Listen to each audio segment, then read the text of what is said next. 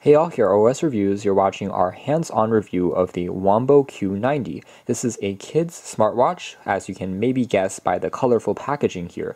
We've already seen lots of budget smart wearables in the past, but this one is a bit more rugged. It also features a UI that's been designed for kids, and a few additional smart features like GPS location tracking that gives parents a better peace of mind. Now the watch itself is still really cheap. It's only 25 bucks. There's a $5 instant coupon when you apply at checkout and comes in two colors, blue and pink.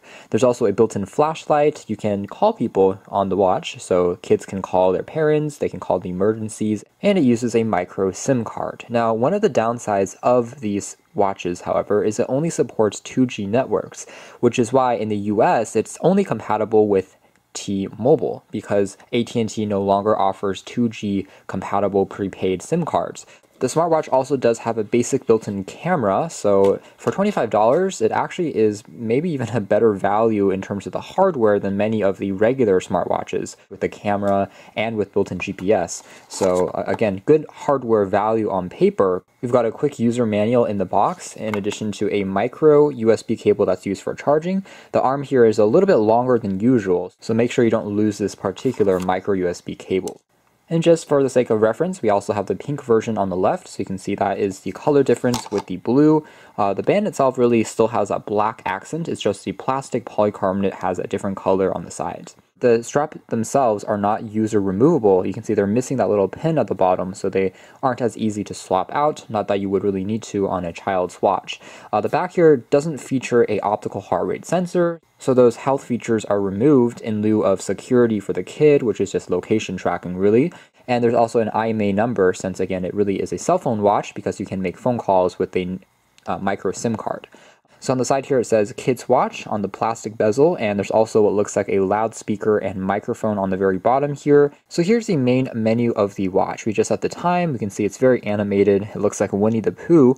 It shows the number of steps that the child has walked down below, the day of the week, as well as the battery percentage on the top right hand corner, and the wireless signal for the 2G network. Again, this is a GSM watch because it uses a SIM card, so it doesn't work with any CDMA bands such as network providers like Verizon or Sprint, for instance.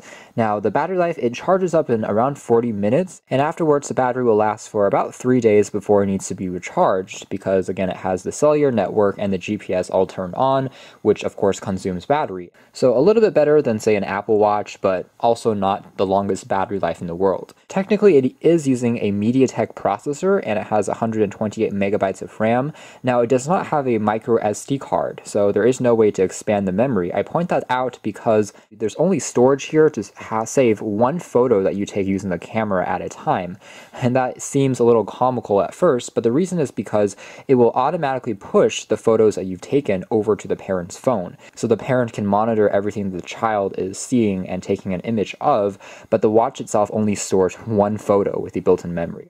When the side key is pressed, the first thing you see is an analog style watch with an owl in the center, so again, really embracing that kids theme. The display is a regular TFT panel, it's not IPS, so viewing angles are a little bit limited. As you can see, if you tilt it slightly, it becomes quite washed out, and it's not the most visible thing in the world outdoors, but I suppose that's a compromise to make the cost low, and for kids, I would say it suffices. Now I can tap once here to go into this main menu, and we see the previous screen once again. I can now swipe over to access the carousel of features, including dialing someone, and here we have just the typical dialer pad. The keys themselves are pretty small, but the capacitive screen is alright for tapping, and kids have smaller fingers, so I would say it works alright.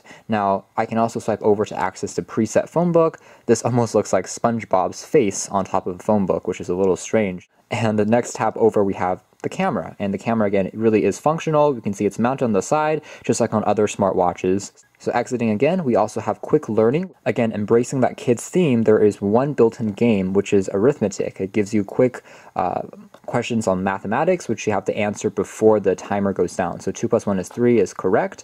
3 plus 3 is 0 is wrong, so you have to tap on this before the timer goes out, and then you try and keep on going. Essentially, the questions get a little bit harder progressively.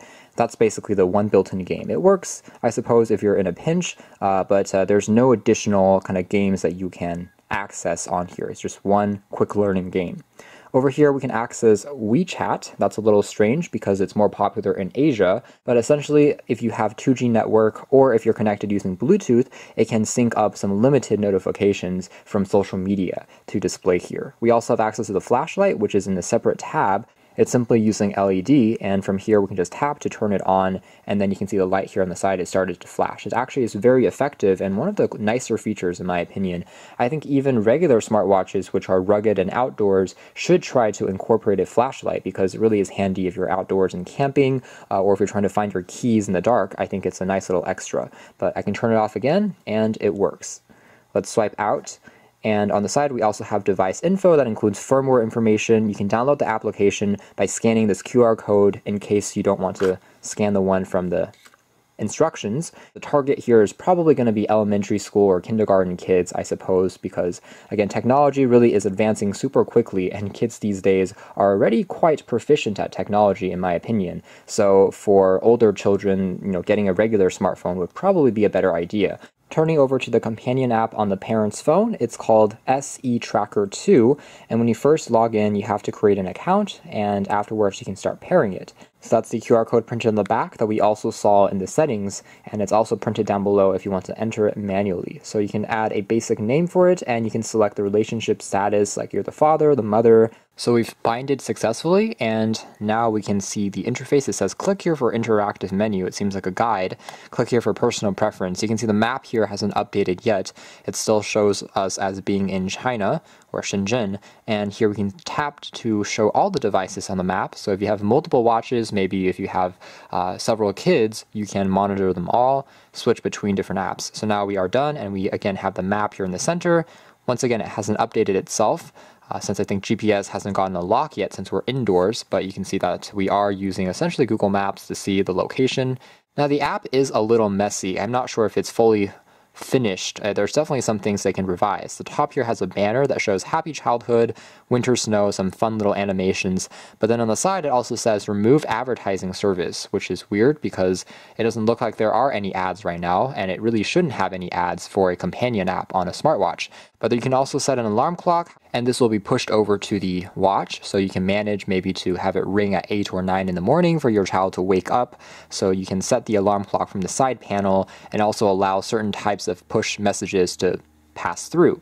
On the side here, we also have 3 dots where we can take a look at the personal information for our account profile, a number of watches that we've binded, and our account password. Down below here, we can tap on this icon to see that, again, we have currently just one watch, which is OS Review.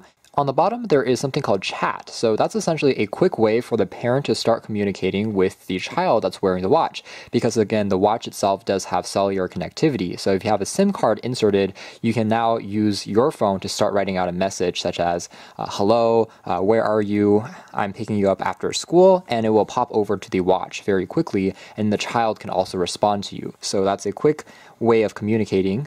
And here we can also see the security zone. That's essentially drawing a geofence, so you can have a parameter where if the child exits a certain location, it will push you a notification. So this is a typical GPS tracking feature. In the center here, there's also additional settings. Find the watch by having a beep, simple things like that, and allow the watch to also remotely turn itself off.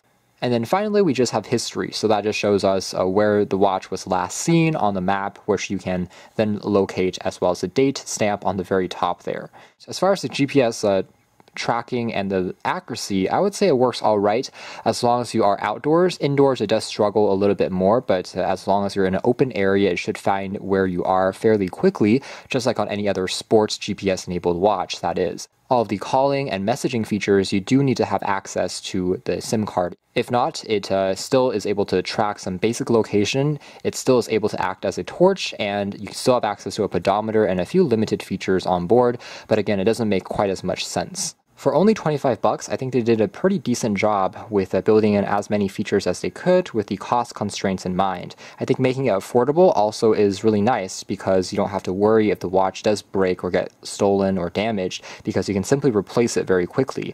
The features like calling as well as the tracking do work quite well, granted if you have a 2G SIM card. Although I do think they should support 3G capabilities in the future and make it dual band for both CDMA and GSM. And the companion app could also use a bit more of an update to make the UI a bit more consistent. But overall, for this really low price, I think it's a decent kid smartwatch if you are looking for a way to more easily track your child's safety, perhaps again for kindergarten or for elementary school kids. You can check out more details in the links down below if that applies to you. But for now, that's been our video. Thanks for watching here at OS Reviews. That's been the Wonbo Q90 Kids smartwatch.